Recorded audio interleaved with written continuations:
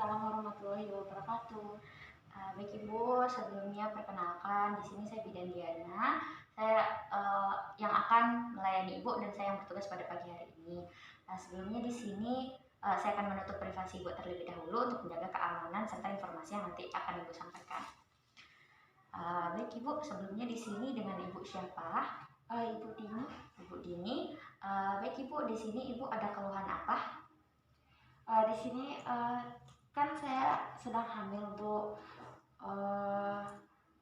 Hamilnya itu hamil pertama dan masih awal-awal, mungkin bisa dibilang apa itu Bu? Kalau awal-awal kan biasanya ada namanya gitu kalau di medisnya.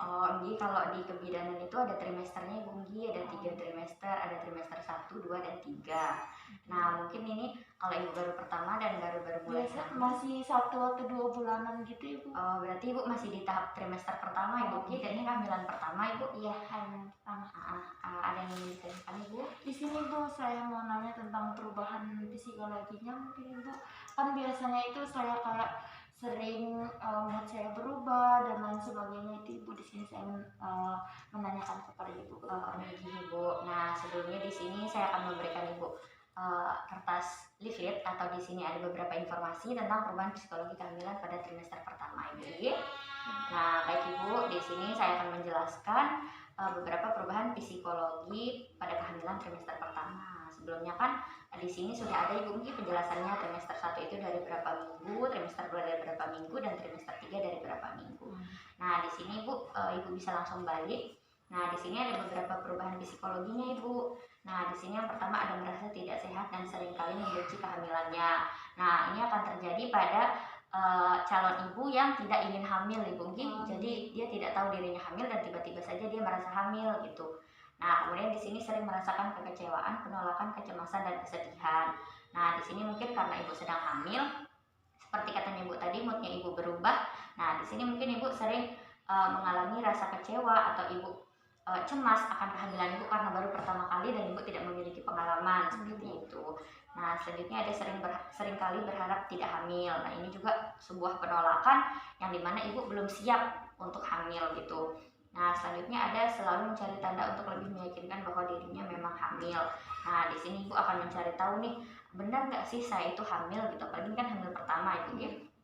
Pasti Ibu mencari tahu dan bertanya-tanya kepada teman atau keluarga Ibu yang sudah hamil sebelumnya. Nah, selanjutnya selalu memperhatikan perubahan pada tubuh. Nah, nanti Ibu itu akan perhatiin nih, perut Ibu udah mulai besar apa enggak gitu. Nafsu makan Ibu gimana? Pasti Ibu akan memperhatikan hal-hal seperti itu.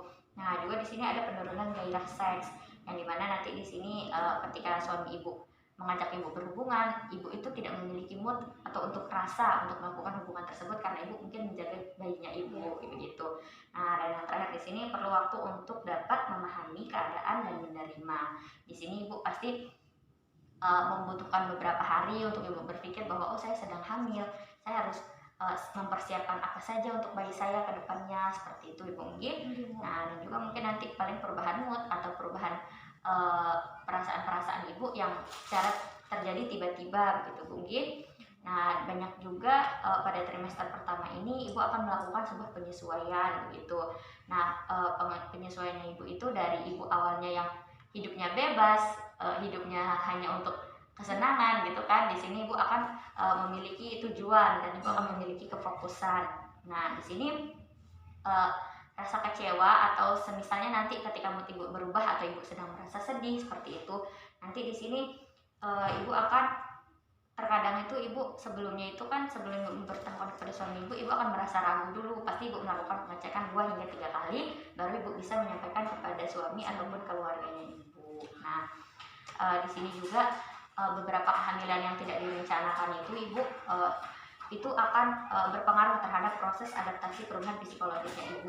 Jadi Ibu harus menerima kehamilan Ibu dengan ikhlas, dengan Ibu mempersiapkan segalanya, dan juga Ibu harus memberikan komunikasi yang baik kepada suami, kepada keluarga, dan juga mungkin seperti ini Ibu melakukan konseling atau kunjungan kepada bidan praktik atau puskesmas terdekat untuk Ibu mendapatkan informasi yang kuat dan juga untuk mengurangi stres serta kecemasan yang Ibu alami. Mungkin tidak hanya komunikasi dengan bidan saja, mungkin ibu bisa berkomunikasi dengan keluarga atau kerabat yang sebelumnya pernah hamil. Nah, jadi seperti itu ibu Gi.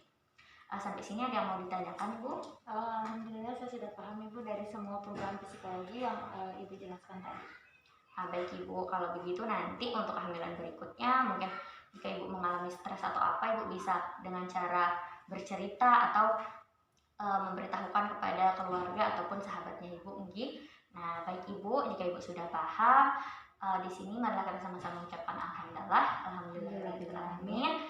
Untuk kunjungan selanjutnya mungkin akan saya jadwalkan jika diperlukan, dan juga saya mengucapkan terima kasih karena ibu sudah mau datang ke tempat saya pagi ini. Baik ibu, terima kasih ibu. Sama-sama. Assalamualaikum. Waalaikumsalam.